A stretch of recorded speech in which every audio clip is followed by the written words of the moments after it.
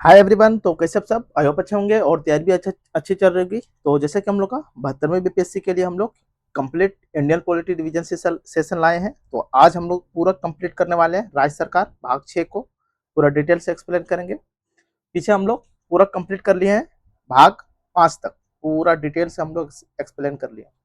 तो I hope पीछे वाले वीडियो आप लोग रिविजन किए होंगे और अच्छे से रिकॉल किए होंगे।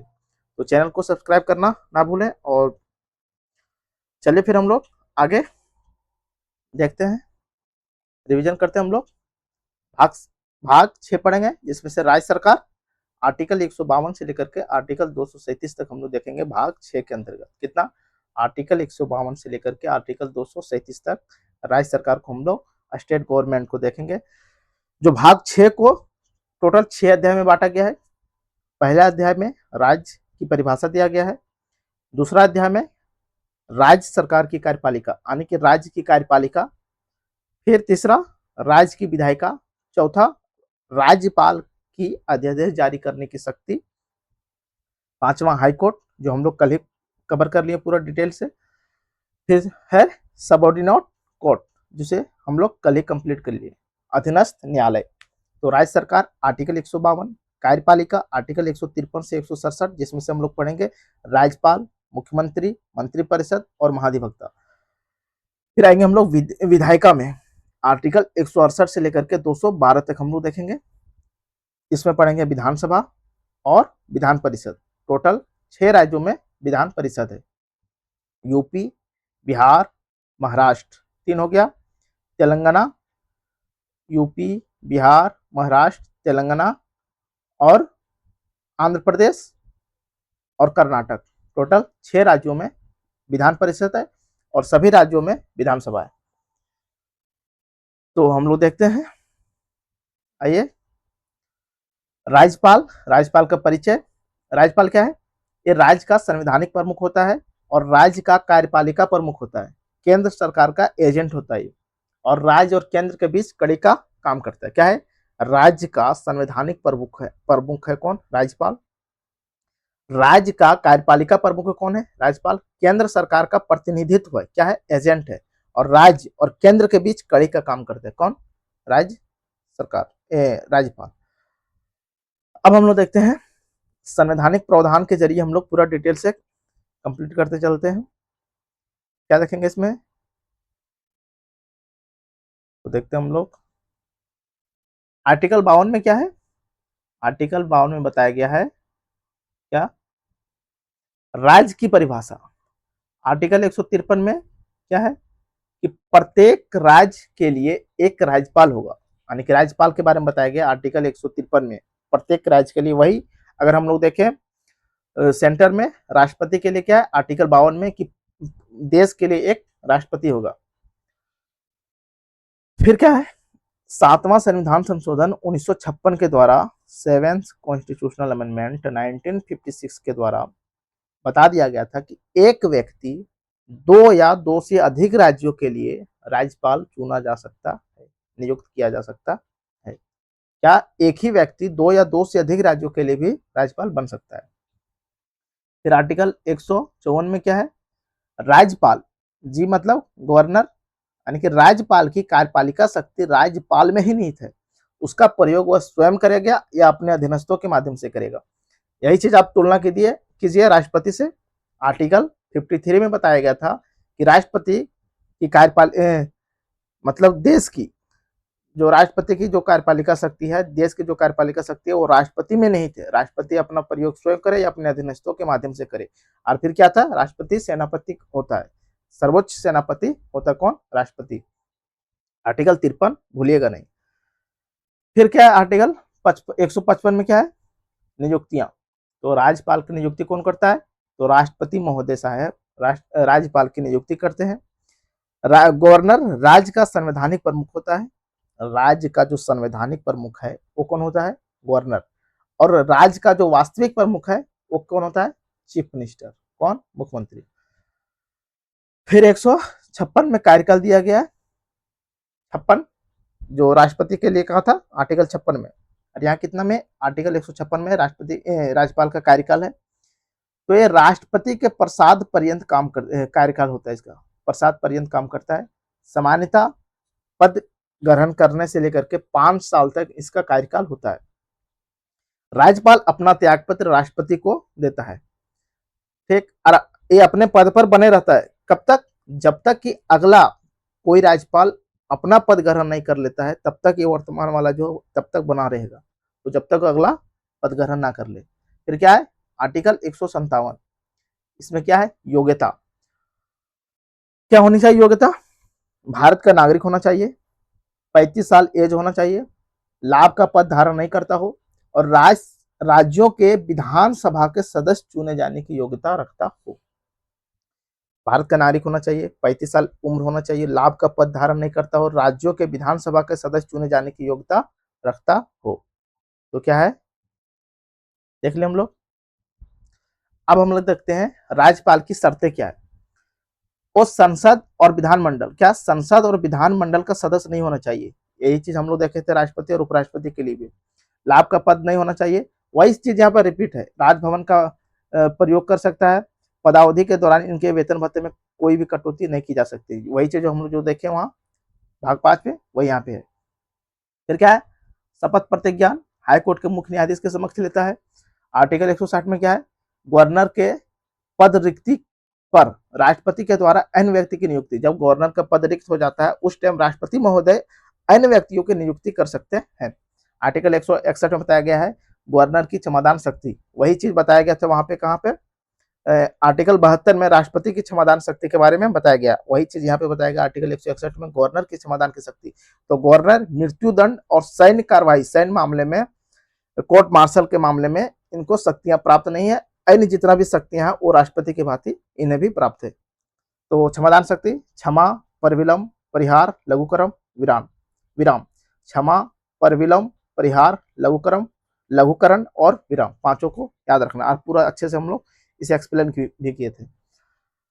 अब हम लोग देखते हैं राज्यपाल की नियुक्ति, कार्यकाल, संबंधित सिफारिशें। यानी कि राज्यपाल की नियुक्ति से लेकर के बहुत सारा आयोग का गठन किया गया था, उनका कार्यकाल कैसा होना चाहिए, उसकी नियुक्ति से संबंधित सिफारिशें, जो सवाल में बार बार पूछा जाता है, तो इसके बारे में हम लोग देख लेते हैं।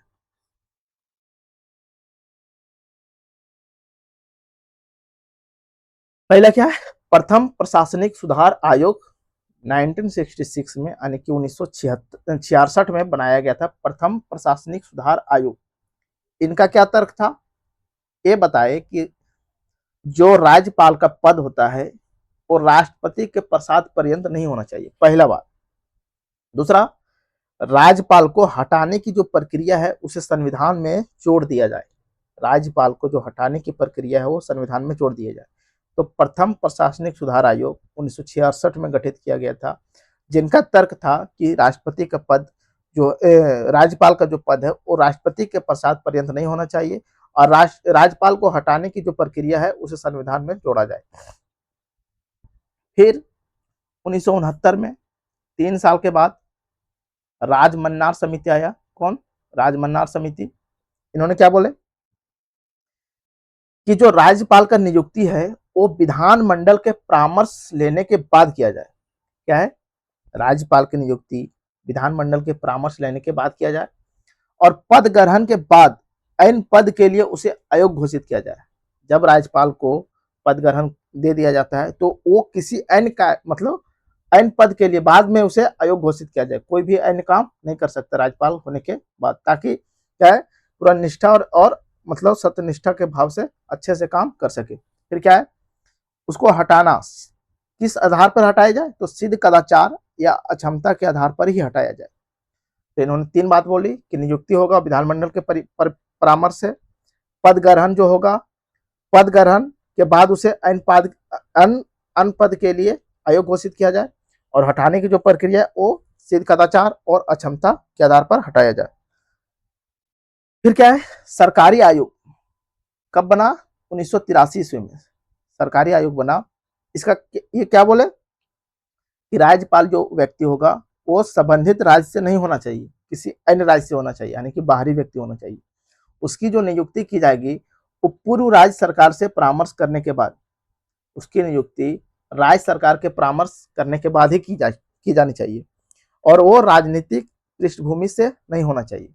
तो सरकारी आयोग वाला याद रखना है, बाहरी व्यक्ति होना चाहिए, राज्य सरकार से परामर्श होना चाहिए और राजनीतिक पृष्ठभूमि से वो व्यक्ति नहीं होना चाहिए। कौन बोले? सरकारी आयोग 1983, सरकारी आयोग 1983 में। फिर है वेंकट चलैया आयोग 2002 में। क्या है? वेंकट चलैया आयोग 2002 में।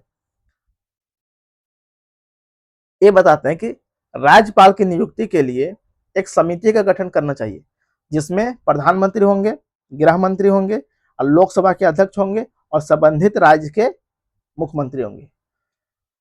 वेंकट चलैया आयोग ने बताया कि राज्यपाल की नियुक्ति के लिए 4 लोगों की समिति गठित करनी चाहिए, जिसमें से प्रधानमंत्री, गृह मंत्री, लोकसभा का अध्यक्ष और संबंधित राज्य का मुख्यमंत्री होना चाहिए। दूसरा बताया कि राज्यपाल का जो कार्यकाल है वो पूरा 5 साल के लिए होना चाहिए। कितना? पूरा 5 साल के लिए होना चाहिए। राज्यपाल को हटाने से पहले मुख्यमंत्री की सलाह लेनी चाहिए। फिर पुंछी आयोग बना 2010 में। क्या बना? पुंछी आयोग 2010 में। ये बताया कि राष्ट्रपति के प्रसाद पर्यंत राज्यपाल का पद नहीं होना चाहिए। यही चीज बताए थे प्रथम प्रशासनिक सुधार आयोग 1966 में कि राज्यपाल का पद राष्ट्रपति के प्रसाद पर्यंत नहीं होना चाहिए। अगर राज्यपाल को हटाना है तो उसे विधानमंडल के प्रस्ताव के द्वारा हटाया जाए। राज्यपाल को हटाने के लिए विधानमंडल के प्रस्ताव से हटाया जाए। तो कौन बोले थे विधानमंडल के प्रस्ताव से? तो पुंछी आयोग। ऐसा कौन आयोग था जिन्होंने बताया कि हटाने की प्रक्रिया संविधान में जोड़ा जाए? प्रथम प्रशासनिक सुधार आयोग। ऐसा कौन आयोग था जिन्होंने बताया कि जो राज्यपाल होगा वो बाहरी व्यक्ति होगा? सरकारी आयोग। ऐसा कौन आयोग था जिन्होंने बताया कि राज्यपाल जो होगा वो राजनीतिक पृष्ठभूमि से नहीं होगा? सरकारी आयोग। ऐसा कौन आयोग था जिन्होंने बताया कि राज्यपाल को हटाने के लिए सिद्ध कदाचार या अक्षमता का आधार होना चाहिए? तो राजमन्नार समिति। तो ये चीज को ध्यान रखना है। आगे हम लोग देखते हैं राज्यपाल की क्या शक्तियां हैं। तो कार्यपालिका शक्तियां देखते हैं। जो वहां पर था वही चीज यहाँ पर है, बस एक बार रीडिंग करते चलते हैं हम लोग। क्या है राज्यपाल की कार्यपालिका शक्ति? तो राज्य के समस्त कार्यकारी शक्ति राज्यपाल में निहित होगी। क्या है? राज्य के समस्त कार्यकारी शक्ति राज्यपाल में निहित होगी। वहां पर क्या था? भारत की समस्त कार्यपालिका शक्तियां राष्ट्रपति में निहित होगा। इसकी एक दूसरा क्या है? नियुक्तियां करेगा। चीफ मिनिस्टर को, मंत्रिपरिषद का, महाधिवक्ता का, स्टेट पब्लिक सर्विस कमीशन के अध्यक्ष सदस्य का, राज्य चुनाव आयुक्त का, विश्वविद्यालय के कुलपति का, राज्यों के लोकायुक्त का, सबको नियुक्त करेगा कौन? राज्यपाल। फिर क्या है कि राज्य सरकार की सभी कार्यकारी निर्णय राज्यपाल के नाम पर लिया जाएगा। आर्टिकल 166 में राज्य सरकार की जितना भी काम कार्यकारी या कार्यकारी है निर्णय होगा वो राज्यपाल के नाम पर लिया जाएगा। सीएम और राज्यपाल को सूचना देगा। चीफ मिनिस्टर का यह कर्तव्य है वो राज्यपाल को सूचना दे। आर्टिकल 167 में राष्ट्रपति शासन की सिफारिश। राज्यपाल राष्ट्रपति शासन की सिफारिश करने की शक्ति है।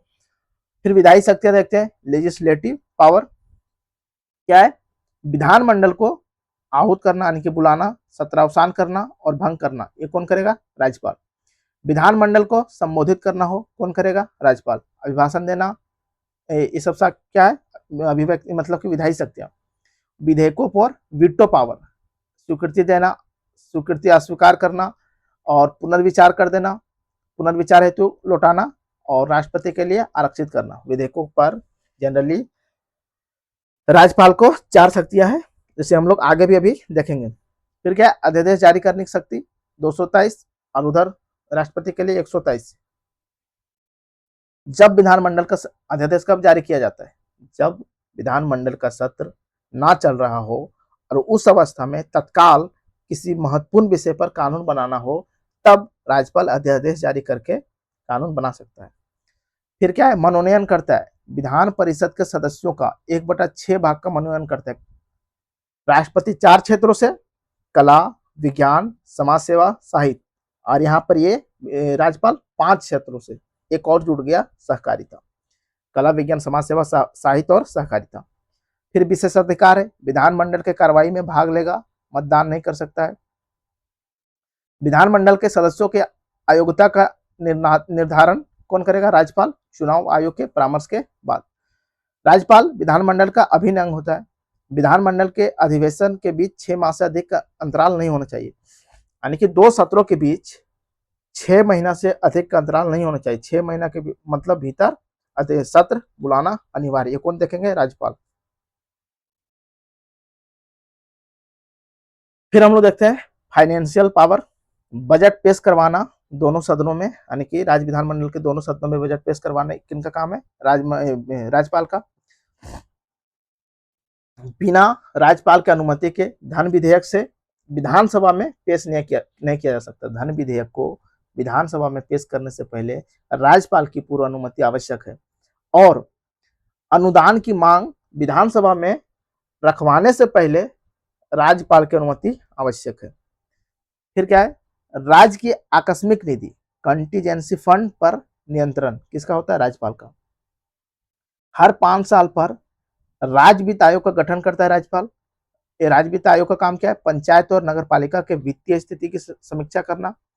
फिर क्या है? कैग और UPSC, SPSC, state public service commission के रिपोर्ट को रखवाता है कौन? राज्यपाल। फिर क्या है? न्यायिक शक्तियां मृत्युदंड और कोर्ट मार्शल के संबंध में नहीं है। जिला न्यायाधीश की नियुक्ति करता है, उसकी पदस्थापना स्थानांतरण करता है, उसकी पदोन्नति करता है, सब करेगा हाई कोर्ट के परामर्श के बाद। हाई कोर्ट के न्यायाधीश को शपथ दिलवाना कौन करेगा? राज्यपाल। हाई कोर्ट के न्यायाधीश की नियुक्ति कौन करता है? राष्ट्रपति, गवर्नर के परामर्श के बाद। तो सारा चीज रिपीट हो रहा है, ये चीज देखिएगा। अब हम लोग देखते हैं विवेकाधीन शक्तियां। क्या है? विवेकाधीन शक्तियां जो संविधान के द्वारा प्रदान किया गया है और जो परिस्थिति जन्य है। तो संविधान के द्वारा प्रदत्त विवेकाधीन शक्तियां क्या है? राष्ट्रपति के लिए विधेयक आरक्षित करना। 4 विकल्प था राज्यपाल के पास: विधेयक को एक्सेप्ट करना, विधेयक को रिजेक्ट करना, या फिर तीसरा पुनर्विचार हेतु वापस करना, चौथा था राष्ट्रपति हेतु आरक्षित करना आर्टिकल 200 के तहत। फिर आर्टिकल 201 के तहत राष्ट्रपति के पास 3 शक्तियां हो जाता है, या तो वो विधेयक को एक्सेप्ट करेगा, या तो रिजेक्ट, या फिर पुनर्विचार हेतु दोबारा संबंधित मतलब विधानमंडल को लौटा देगा। अब पुनः अगर पारित होकर जाता है राष्ट्रपति के पास, तो राष्ट्रपति स्वीकृति देने के लिए वहां पे बाध्य नहीं है, और वही अगर केंद्र में रहता है तो वहां पे बाध्य हो जाते हैं। फिर क्या है? राष्ट्रपति शासन की सिफारिश करना कौन करेंगे? इस संविधान के द्वारा प्रदत्त विवेकाधीन शक्तियां राज्यपाल को जो दिया गया है। सीएम से जानकारी लेना, आपातकाल के दौरान मंत्रिपरिषद की सलाह मानने के लिए बाध्य नहीं है, केंद्र सरकार का एजेंट होता है इसलिए। कौन? राज्यपाल। 5वीं और 6ठी अनुसूची के संबंध में राष्ट्रपति को रिपोर्ट भेजना, ये सब क्या? संविधान के द्वारा प्रदत्त विवेकाधीन शक्तियां राज्यपाल को। परिस्थिति जन शक्तियां जो वहां पे था सेंटर में, वही चीज यहाँ पे है। अगर क्या था? स्पष्ट बहुमत ना होने पर चीफ मिनिस्टर की नियुक्ति कर सकता है कौन? राज्यपाल। सारी चीज समझा चुके हैं। यदि मंत्रिपरिषद विश्वास मत खो देता है तो गवर्नर क्या करेगा? विधानसभा को भंग कर देगा। फिर मंत्रिपरिषद का कोई ऐसी सलाह जो संविधान के विरुद्ध हो, तो उस टाइम राज्यपाल अपने परिस्थिति जन विवेकीय शक्तियां का प्रयोग करेगा। अब हम लोग देखते हैं मुख्यमंत्री मंत्रिपरिषद, आर्टिकल 163 से 167 तक। आर्टिकल 163 में वही चीज बताया गया है, ये चीज जो केंद्र में हम लोग जो पढ़े थे आर्टिकल 74 में। क्या था 74 में? भारत का एक मंत्रिपरिषद होगा जिसका मुखिया प्रधानमंत्री होंगे, मंत्रिपरिषद राष्ट्रपति को सलाह करेंगे, वही चीज यहाँ है आर्टिकल 163 में। राज्य में एक मंत्रिपरिषद होगा जिसका मुखिया चीफ मिनिस्टर होगा, और ये जो मंत्रिपरिषद होगा ये राज्यपाल को सलाह देगी। ठीक है। आर्टिकल 164 में क्या है? मुख्यमंत्री और मंत्रिपरिषद। मुख्यमंत्री और मंत्रिपरिषद के बारे में बताया गया कि इसकी जो नियुक्ति होगा, मुख्यमंत्री की नियुक्ति राज्यपाल करेगा और अन्य मंत्रियों की नियुक्ति राज्यपाल करेगा, बट मुख्यमंत्री की सलाह से। वही चीज हम लोग सेंटर में पढ़े थे। फिर क्या है? शपथ। शपथ कौन दिलाएंगे? 3री अनुसूची के अनुसार राज्यपाल के द्वारा शपथ दिलाया जाता है मुख्यमंत्री या मंत्रिपरिषद को। फिर मुख्यमंत्री और मंत्रिपरिषद का कार्यकाल राष्ट्रपति के प्रसाद पर्यंत होता है। ये सामूहिक रूप से मुख्यमंत्री और मंत्रिपरिषद विधानसभा के प्रति जिम्मेदार होते हैं। अगर व्यक्तिगत रूप से पूछा जाए तो ये राज्यपाल के प्रति जिम्मेदार होते हैं। वही चीज हम लोग सेंटर में देखे थे। फिर क्या है, शर्तें क्या है, कोई भी मंत्री सदस्य बनता है तो उसे 6 महीना के भीतर राज्य विधानमंडल की सदस्यता लेनी होगी। वेतन भत्ते क्या है, राज्य विधानमंडल के द्वारा तय किया जाता है इनकी वेतन भत्ता। दूसरी अनुसूची में वर्णित वेतन भत्ते इन्हें क्या है, राज्य विधानमंडल के द्वारा तय किया जाता है। यदि जब तक राज्य विधानमंडल मतलब नहीं तय कर कानून नहीं बना पाती है तब तक दूसरी अनुसूची में निर्दिष्ट वेतन भत्ते इन्हें दिया जाता है। फिर क्या है, राज्य का महाधिवक्ता, जो हम लोग पढ़े थे आर्टिकल 76 में, भारत का महान्यायवादी, अटॉर्नी जनरल ऑफ इंडिया या क्या, एडवोकेट जनरल ऑफ स्टेट, इसकी नियुक्ति राज्यपाल करते, वहां राष्ट्रपति करते थे। पद क्या है, ये राज्य का सर्वोच्च विधिक अधिकारी है और महान्यायवादी भारत का सर्वोच्च विधिक अधिकारी है। वही चीज रिपीट हो रहा है यहाँ पे। इसका कर्तव्य या कार्य क्या है, ये राज्य सरकार को कानूनी मामलों में सलाह देते हैं, राज्य सरकार को कानूनी मामलों में सलाह देते हैं। वहीं पे महान्यायवादी भारत सरकार को कानूनी मामलों में सलाह देते थे। गवर्नर क्या, राज्यपाल के द्वारा सौंपे गए अन्य कर्तव्यों का निर्वहन करना। वही चीज राष्ट्रपति के द्वारा सौंपे गए अन्य कर्तव्यों को निर्वहन करना महान्यायवादी करते थे। फिर क्या है, राज्य के भीतर किसी भी न्यायालय में सुनवाई करना, वहां भी वही था, देश के भीतर किसी भी न्यायालय में सुनवाई करना महान्यायवादी का कर्तव्य है। राज्य विधानमंडल के कार्यवाही में भाग लेना, वहां पे संसद में भाग लेना, बोल सकता था बट मतदान नहीं कर सकते हैं। संसद की विधानमंडल की कार्यवाही में भाग ले सकते हैं, बोल सकते हैं बट मतदान नहीं कर सकते हैं। कार्यकाल इनका कितना है, तो राज्यपाल के प्रसाद पर्यंत है, संविधान में उल्लिखित नहीं है। योग्यता अगर देखें तो भारत का नागरिक होना चाहिए, हाई कोर्ट के न्यायाधीश नियुक्त होने की योग्यता रखता हो, 10 साल तक न्यायिक अनुभव हो और 7 साल तक वकील रहा हो। भारत का नागरिक होना चाहिए, हाई कोर्ट के न्यायाधीश नियुक्त होने की योग्यता रखता हो। दूसरा, 10 साल तक न्यायिक अनुभव और 7 साल तक वकालत किया हो। विशेषाधिकार वही है जो विधानमंडल के सदस्यों को है, केवल मतदान का अधिकार इनको नहीं दिया गया है। अब एक चीज और है कि चीफ मिनिस्टर सहित मंत्री परिषद की संख्या कितनी होनी चाहिए, तो विधानसभा के कुल सदस्यों का 15% से अधिक नहीं होनी चाहिए और कम से कम 12 होना चाहिए। ये कब बोला गया था, तो 91 कॉन्स्टिट्यूशनल अमेंडमेंट 51वां संविधान संशोधन 2003 के द्वारा यह चीज बताया गया था। फिर क्या है, आर्टिकल 164 खंड 1 में बताया गया है कि राज्यपाल के द्वारा जनजातीय कल्याण के लिए एक मंत्री नियुक्त कर सकता है। राज्यपाल जनजातीय कल्याण के लिए एक मंत्री को नियुक्त कर सकता है। तो स्टार्टिंग में कितना था, 3 राज्य में ऐसी व्यवस्था था, बिहार में था, मध्य प्रदेश में था, उड़ीसा में था। बिहार, मध्य प्रदेश, उड़ीसा। 94 यानी कि 94 कॉन्स्टिट्यूशनल अमेंडमेंट 2006 के द्वारा बिहार को हटा करके झारखंड और छत्तीसगढ़ जोड़ दिया गया। तो वर्तमान में अभी 4 राज्य हैं, छत्तीसगढ़, झारखंड, मध्य प्रदेश और उड़ीसा। ठीक है, जनजातीय कल्याण के लिए राज्यपाल के द्वारा एक मंत्री नियुक्त किया जा सकता है। मूलतः 3 था, Bihar, MP, UP. 94 constitutional amendment 2006 के द्वारा बिहार को हटा करके झारखंड, छत्तीसगढ़ को जोड़ दिया गया। वर्तमान में झारखंड, छत्तीसगढ़, एमपी और उड़ीसा है। चलिए आगे हम लोग देखते हैं। अब पढ़ते हैं राज्य की विधायिका। क्या पढ़ेंगे हम लोग, राज्य की विधायिका। भाग 6 में है राज्य की विधायिका के बारे में। भाग 6 में अध्याय 3 में आर्टिकल 168 से 212 तक, आर्टिकल 168 से 212 तक। राज्य विधानमंडल, आर्टिकल 168 में स्ट्रक्चर दिया गया है राज्य विधानमंडल का। क्या है, एक सदनीय विधानमंडल किसे बोलेंगे, या एकल विधायी संस्था जहां पर 2 अंग होगा। एक सदनीय विधानमंडल या एकल विधायी संस्था क्या है, जहां पर केवल विधानसभा होगा, जहां पर केवल विधानसभा होगा उसे एक सदनीय विधानमंडल कहेंगे। क्योंकि यहाँ पर केवल एक, अगर दोनों हो, विधानसभा भी हो और विधान परिषद भी हो, तो उसे क्या बोलेंगे, द्विसदनीय विधानमंडल या द्विविधायी संस्था।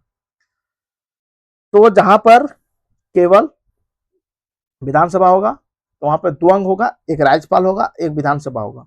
जहां पर विधानसभा, विधान परिषद होगा तो वहां पर राज्यपाल भी होगा, तो यहाँ पर टोटल 3 अंग होंगे। विधान परिषद टोटल 6 राज्यों में, UP, Bihar, MP, Karnataka, Telangana, Andhra Pradesh. UP, Bihar, Maharashtra, Karnataka, Telangana, Andhra Pradesh. विधानसभा का देखें तो विधानसभा के सदस्यों को एमएलए कहते हैं और विधान परिषद के सदस्यों को एमएलसी कहते हैं। अगर हिंदी में देखा जाए तो दोनों को विधायक ही कहते हैं। तो एमएलए क्या, मेंबर ऑफ लेजिस्लेटिव असेंबली, ये क्या है, मेंबर ऑफ लेजिस्लेटिव काउंसिल।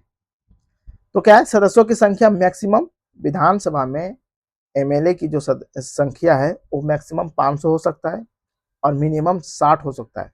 अपवाद दिया गया है छोटे राज्यों के लिए, जैसे कि अरुणाचल प्रदेश, सिक्किम, गोवा में 30 सदस्य हैं। कितना, 30। अरुणाचल प्रदेश, सिक्किम, गोवा में 30 है, मिजोरम में 40 है, नागालैंड में 46 है। अगर विधान परिषद का मैक्सिमम सदस्य देखें तो विधानसभा के 1/3 होना चाहिए। कितना, विधानसभा के 1/3, 1/3 होगा विधान परिषद में मैक्सिमम सदस्य और मिनिमम 40 होगा। चलिए आगे हम लोग देखते हैं। आर्टिकल 169, संसद राज्यों में विधान परिषद का गठन या समाप्त कर सकता है। विधान परिषद का निर्माण या समाप्त कौन करेगा, संसद। कब करेगा संसद, संसद को अधिकार दिया गया है कि वो राज्यों में विधान परिषद का गठन कर सकता है या उसे समाप्त भी कर सकता है। कब, यदि विधानसभा कौन, यदि विधानसभा विशेष बहुमत से प्रस्ताव को पारित कर दे। यहाँ पे विशेष बहुमत का तात्पर्य है कुल सदस्यों का बहुमत और उपस्थित और मतदान करने वाले का कम से कम 2/3 बहुमत होना चाहिए। क्या है, यदि विधानसभा विशेष बहुमत से प्रस्ताव पारित कर दे तो संसद को अधिकार है कि राज्यों में वे विधान परिषद का गठन कर सकता है या समाप्त भी कर सकता है। कब, जब विधानसभा ऐसा करे तब। इसे संविधान संशोधन नहीं माना जाएगा, यह साधारण विधेयक, साधारण बहुमत से यह पारित हो जाएगा संसद के द्वारा। फिर क्या, आर्टिकल 170 में विधानसभा की संरचना के बारे में बताया गया है, जो हम लोग देख लिए, मैक्सिमम 500, मिनिमम 60। चुनाव प्रक्रिया प्रत्यक्ष होता है, कहाँ पे, विधानसभा में वयस्क मताधिकार के आधार पर। अब प्रत्येक जनगणना के बाद सीटों का पुनर्समायोजन किया जाएगा। फिर क्या है, विधान परिषद की संरचना, मैक्सिमम विधानसभा का 1/3 सदस्य से ज्यादा नहीं होना चाहिए और कम से कम 40 सदस्य होना चाहिए। इनके सदस्यों का चुनाव होता है और मनोनयन होता है। वही चीज हम आगे देखें कि विधान परिषद का निर्वाचन कैसे होता है। तो एक होता है अप्रत्यक्ष रूप से, 5/6 सदस्यों का निर्वाचन अप्रत्यक्ष के रूप से होता है और 1/6 सदस्यों का राज्यपाल के द्वारा मनोनीत किया जाता है 5 क्षेत्रों से, कला, विज्ञान, साहित्य, समाज सेवा और सहकारिता से। अब ये जो 5/6 सदस्यों का अप्रत्यक्ष रूप से निर्वाचन होता है वो अलग अलग क्षेत्रों से आते हैं। 1/1/3, 1/3 सदस्य विधानसभा के सदस्यों के द्वारा निर्वाचित होता है। 1/3 सदस्य विधानसभा के सदस्यों के द्वारा निर्वाचित होता है, यानी कि एमएलए के द्वारा। और 1/3 सदस्य स्थानीय निकायों के द्वारा निर्वाचित होता है, जैसे कि जिला बोर्ड, नगर पालिका। और 1/12 सदस्य राज्य के माध्यमिक विद्यालयों के शिक्षकों के द्वारा, जिनको 3 साल का अनुभव है, उसके द्वारा नामित निर्वाचन किया जाता है। फिर 1/12 सदस्य ग्रेजुएट से निर्वाचित होता है, स्नातकों से निर्वाचित होता है, उन्हें भी 3 साल का अनुभव होना चाहिए। तो विधान परिषद के सदस्यों का निर्वाचन 2 तरीके से होता है, एक अप्रत्यक्ष तरीके से और राज्यपाल के द्वारा मनोनीत किया जाता है। 5/6 सदस्यों का निर्वाचन अप्रत्यक्ष रूप से होता है और 1/6 सदस्यों का मनोनीत किया जाता है 1/6 सदस्यों का राज्यपाल के द्वारा। कितने क्षेत्रों से, 5 क्षेत्रों से, कला, विज्ञान, साहित्य और समाज सेवा सहकारिता से। अप्रत्यक्ष निर्वाचन जो होता है 5/6 सदस्यों में, याद रखना इजी है, 1/3, 1/3 विधानसभा, यानी कि 1/3 एमएलए और 1/3 स्थानीय निकाय, इस तरह याद रखना है। 1/4 मध्य विद्यालय याद रखिए, 1/12 ग्रेजुएशन याद रखिए, इसी तरह याद रखना है, की पॉइंट पकड़ना है। 1/3 एमएलए, 1/3 स्थानीय निकाय, 1/12 मध्य विद्यालय, 1/12 ग्रेजुएशन। बस उसके बाद डिकोड कर लीजिएगा। विधानसभा विधान परिषद में अंतर है क्या, विधानसभा को प्रथम सदन, निम्न सदन, लोकप्रिय सदन कहते हैं। विधान परिषद को उच्च सदन, द्वितीय सदन कहते हैं। इसकी संख्या, सदस्यों की संख्या आर्टिकल 170 में दिया गया है, मैक्सिमम 500, मिनिमम 60। और यहाँ पे आर्टिकल 171 में दिया गया है विधानसभा के 1/3 मैक्सिमम और 40 मिनिमम। चुनाव देखें तो यहाँ पे प्रत्यक्ष होता है, डायरेक्ट होता है जनता के द्वारा, यहाँ प्रत्यक्ष होता है, गवर्नर के द्वारा मनोनीत भी किया जाता है। कितना, 16 सदस्यों का, और अप्रत्यक्ष 5/6 सदस्यों का। कार्यकाल देखें, सदस्य कार्यकाल दो तरीके से, विधानसभा का जो जीवन काल है वो अस्थायी सदन है, अस्थायी सदन है। सामान्यतः इसका कार्यकाल 5 साल होता है, बट गवर्नर के मतलब राज्यपाल इसे 5 साल से पहले भी भंग कर सकता है, जब ये अपना विश्वास मतलब बहुमत खो दे तब। फिर क्या है, सदस्यों का कार्यकाल यानी कि एमएलए का कार्यकाल कितना है, सामान्यतः 5 साल। फिर क्या है, ये अस्थायी सदन है इसलिए इसका विघटन नहीं होता है, और 169 के तहत समाप्त कर सकते, संसद को अधिकार है कि इसे समाप्त किया जा सकता है। एमएलसी का सदस्य कितना कार्यकाल 6 साल होता है, और हर 2 साल के बाद 1/3 रिटायर होता है, वही जो केंद्र में है वही यहाँ पे है। आगे हम लोग देखते हैं आर्टिकल 172। आर्टिकल याद ना रहे चलेगा, जहां पे बोले वो चीज को याद रखना है। विधानमंडल की अवधि दिया गया है, कार्यकाल जो हम लोग पीछे पढ़ लिए। विधानसभा क्या है, अस्थायी सदन है, इसलिए सामान्यतः इसका 5 साल होता है, पहले भी भंग किया जा सकता है राज्यपाल के द्वारा। विधान परिषद क्या है, अस्थायी सदन है, इसलिए इसे भंग नहीं किया जाता है। सदस्यों का कार्यकाल विधानसभा में 5 साल है, आपातकाल के दौरान संसद एक बार में 1 साल के लिए बढ़ा सकती है, और जो 6 माह तक आपातकाल खत्म होने के 6 माह तक वैलिड रहेगी। फिर विधान परिषद के सदस्यों का कार्यकाल 6 साल है, और हर 2 साल के बाद 1/3 सदस्य रिटायर होते हैं। विधानमंडल के सदस्यों की योग्यता कितना है, विधानमंडल के सदस्यों की योग्यता भारत का नागरिक होना चाहिए, शपथ चुनाव आयोग के द्वारा अधिकृत व्यक्ति के समक्ष शपथ लेना पड़ेगा, आयु विधानसभा में 25 साल और राज्यसभा में सॉरी राज्यसभा नहीं होगा, होगा विधान परिषद। विधानसभा में 25 और विधान परिषद में 30। लाभ का पद धारण नहीं करना चाहिए, दिवालिया नहीं होनी चाहिए, मानसिक रूप से अस्वस्थ नहीं होनी चाहिए। फिर क्या है, विधानमंडल के सत्र सत्रावसान विघटन करने की शक्ति राज्यपाल के पास है, और 1 साल में 2 बार यानी कि सत्र का जो गैप होगा 1 साल में कम से कम 2 सत्र होना चाहिए, और 2 सत्रों के बीच 6 माह से ज्यादा गैप नहीं होनी चाहिए। 6 माह से पहले सत्र बुलाना होगा, और कम से कम 2 सत्र होना ही होगा 1 साल में। फिर क्या है, राज्यपाल सदन को संबोधित कर सकता है, संदेश भेज सकता है। संदेश भेजना मतलब किसी भी विधेयक या अन्य मामलों पर संदेश भेज सकता है। संदेश भेजने के बाद विधानमंडल है त्वरित कार्रवाई करेगा। फिर क्या, आर्टिकल 176 में राज्यपाल का विशेष अभिभाषण, राज्यपाल का विशेष अभिभाषण प्रत्येक आम चुनाव के बाद, वही जो राष्ट्रपति के लिए पढ़े थे, आर्टिकल याद रखना इंपॉर्टेंट नहीं है, ठीक है। प्रत्येक आम चुनाव के बाद पहले सत्र की शुरुआत में, और वर्ष के पहले सत्र यानी बजट की शुरुआत में, हर आम चुनाव के बाद पहले सत्र की शुरुआत में, और प्रत्येक वर्ष के पहले सत्र की शुरुआत में। फिर क्या है, विधानसभा अपने सदस्यों में से ही अध्यक्ष उपाध्यक्ष को चुन सकती है, जो वहां पढ़े थे हम लोग। अध्यक्ष उपाध्यक्ष का पद रिक्त कब होगा, जब वह विधानसभा के सदस्य ना रहे, जब वह त्यागपत्र दे दे अध्यक्ष उपाध्यक्ष को, उपाध्यक्ष अध्यक्ष को हटाया अगर जाए। कब, जब विधानसभा के सदस्यों के प्रभावी बहुमत से प्रस्ताव पारित हो जाए 14 दिन के पूर्व नोटिस पर, तब इसे हटा दिया जाएगा, अध्यक्ष उपाध्यक्ष उपाध्यक्ष अध्यक्ष। यदि सदन भंग हो जाए तो इनकी पद खाली हो जाएगी। यही चीज सभापति उपसभापति के लिए आर्टिकल 184 में है। तो वही चीज सारा रिपीट हो रहा है, तो हम लोग कल पूरा अच्छे से डिटेल से एक्सप्लेन कर चुके हैं, वही चीज को रिपीट किया जा रहा है यहाँ। फिर क्या, आर्टिकल 180 में अध्यक्ष के पद खाली होने पर, यदि अध्यक्ष का पद खाली हो जाता है तो उपाध्यक्ष नहीं रहता है तो गवर्नर के द्वारा नियुक्त विधानसभा का कोई सदस्य। फिर क्या है, सभापति उपसभापति को पद से हटाने का संकल्प जब विचाराधीन हो तो वो सदन का अध्यक्षता नहीं करेगा, वोट नहीं डाल सकता है, पहला वोट डालेगा, अंतिम नहीं डालेगा। यही चीज कहा है आर्टिकल 185 में विधानसभा के अध्यक्ष उपाध्यक्ष के लिए। सारा रिपीट हो रहा है ना, तो बस सुनते जाइए। एक बार संसद को अच्छे से डिटेल से पढ़ लिए तो वही चीज यहाँ पे रिपीट होता है बस। उसके जगह जो वहां पे लोकसभा के अध्यक्ष उपाध्यक्ष हो जाएंगे, और राज्यसभा के सभापति उपसभापति, वही चीज यहाँ पे हो जाता है। राज्यों के लिए विधानसभा के अध्यक्ष उपाध्यक्ष और विधान परिषद के सभापति उपसभापति, बस वही चीज रिपीट होता है, बाकी सारा सेम रहता है। 182 में क्या है, सभापति उपसभापति अपने सदस्यों में से ही, वहां पे वही देखे थे हम लोग। पीठासीन अधिकारी के वेतन भत्ते विधानमंडल द्वारा तय किया जाएगा, राज्य के संचित निधि पर भारित होगा, और सदस्यों का वेतन भत्ते विधानमंडल के द्वारा समय समय पर तय किया जाएगा। आर्टिकल 187 राज्य विधानमंडल का सचिवालय राज्य विधानमंडल का सचिवालय होगा, दोनों सदनों में अपना अपना अपना होगा और संयुक्त भी हो सकता है। इनका जो भर्ती और नियम होगा वो राज्य विधानमंडल के द्वारा तय किया जाएगा। जब तक ये नहीं तय करते हैं तो तब तक राज्यपाल के द्वारा नियम बना के इसके भर्ती और नियम किसकी, इसके स्टाफ की भर्ती सचिवालय की।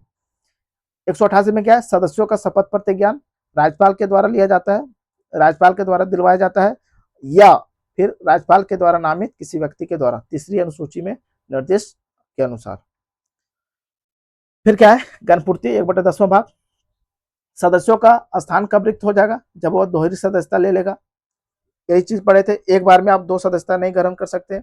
वहां था लोकसभा राज्यसभा, यहाँ पर क्या है विधानसभा विधान परिषद। त्याग पत्र दे दे अगर पीठासीन अधिकारी को बिना बताए 60 दिन से अधिक अनुपस्थित रही, तो बस यही चीज है।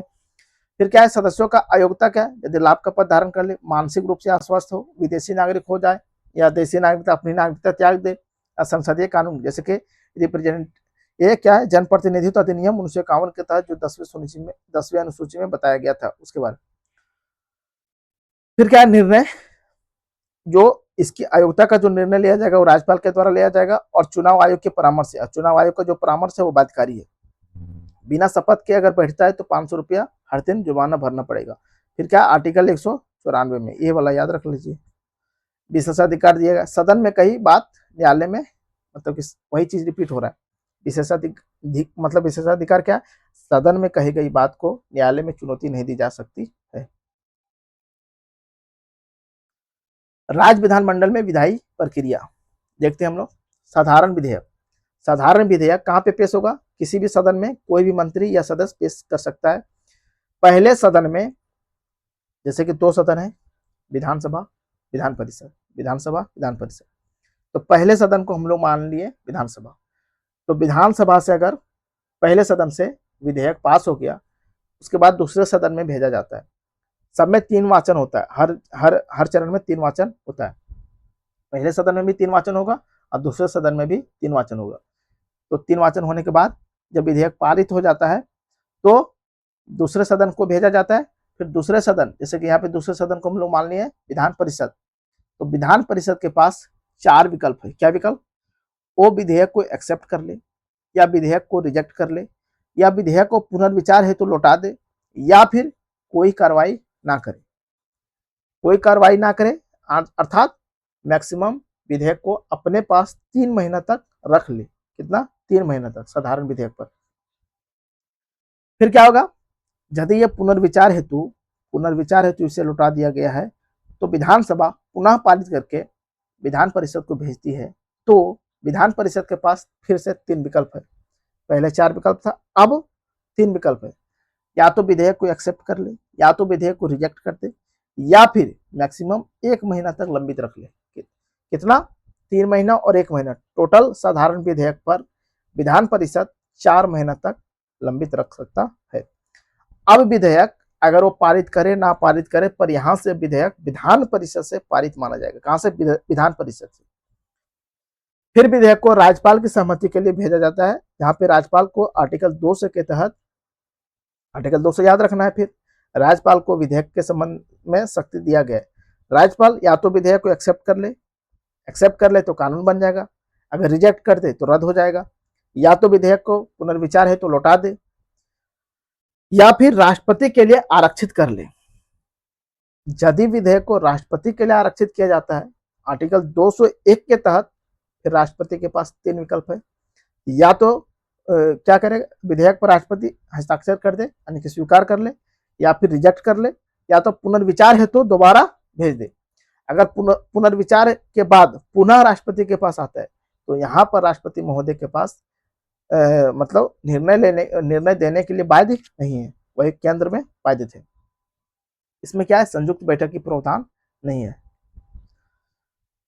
फिर धन विधेयक के मामले में हम लोग देखते हैं, धन विधेयक केवल विधानसभा में पेश होता है। कहाँ पे, केवल विधानसभा में। और कौन करेगा, केवल मंत्री के द्वारा पेश किया जाता है। राज्यपाल की पूर्व स्वीकृति से पेश किया जाता है। विधान परिषद की शक्ति इसमें क्या है, विधान परिषद धन विधेयक के मामले में विधान परिषद को केवल स्वीकार करना होगा। क्या, 14 दिन के भीतर स्वीकार करना होगा। अगर 14 दिन के भीतर एक्सेप्ट नहीं करता है तो धन विधेयक को पारित मान लिया जाता है। फिर राज्यपाल की क्या शक्ति है यहाँ पे, राज्यपाल या तो रिजेक्ट कर दे, या तो एक्सेप्ट कर ले, या तो आरक्षित रख ले, राष्ट्रपति के लिए आरक्षित रख ले, बट पुनर्विचार हेतु वो लौटा नहीं सकता। वही चीज वहां भी था, राष्ट्रपति पुनर्विचार हेतु धन विधेयक पे लौटा नहीं सकते थे। फिर क्या है, राष्ट्रपति की क्या शक्ति है, या तो एक्सेप्ट या तो रिजेक्ट, पुनर्विचार हेतु राष्ट्रपति भी यहाँ पर लौटा नहीं सकता है।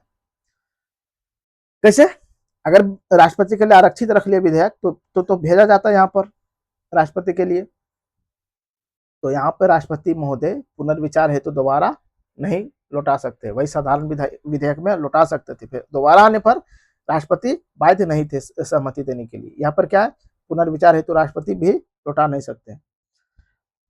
अब है कि कहां पर विधानसभा और विधान परिषद बराबर है, किस अवस्था में, तो साधारण विधेयक पेश करने में या पारित करने में दोनों बराबर है, राज्यपाल के अध्यादेश के अनुमोदन करने में दोनों बराबर है, मंत्रियों के चयन करने में, चीफ मिनिस्टर सहित मंत्रियों के चयन करने में दोनों की शक्ति बराबर है, स्टेट पब्लिक सर्विस कमीशन के अधिकार क्षेत्र में वृद्धि करने में दोनों की शक्ति बराबर है।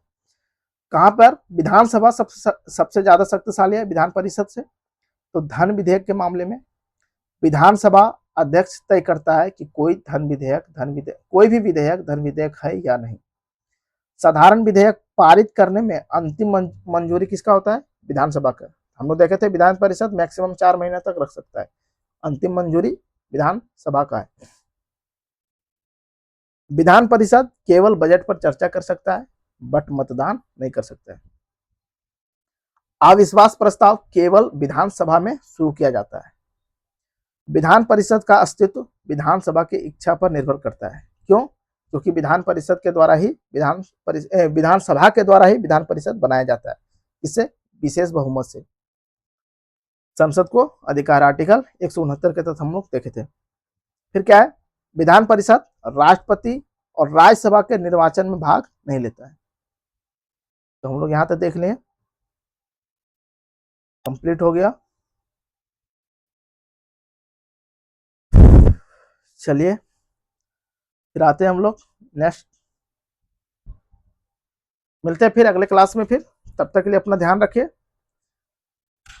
चैनल को सब्सक्राइब करना ना भूलें, लाइक करें और वीडियो को अधिक से अधिक मात्रा में शेयर करें, सपोर्ट करें।